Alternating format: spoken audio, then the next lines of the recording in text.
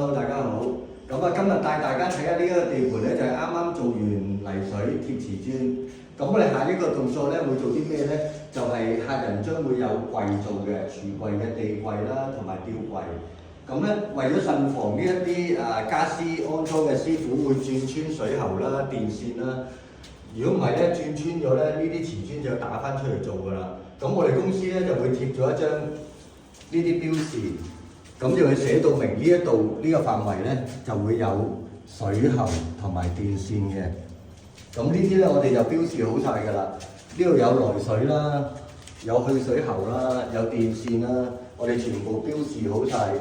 咁就唔會產生轉穿水喉啦、轉穿電線呢個問題嘅。嗱，咁至於廁所咧，咁啊帶大家睇一睇，都係一樣做法啦。咁都標示好晒呢度所有嘅電線啦、來去水啦嘅喉管嘅線路嘅，係啦，浴室入邊都有嘅。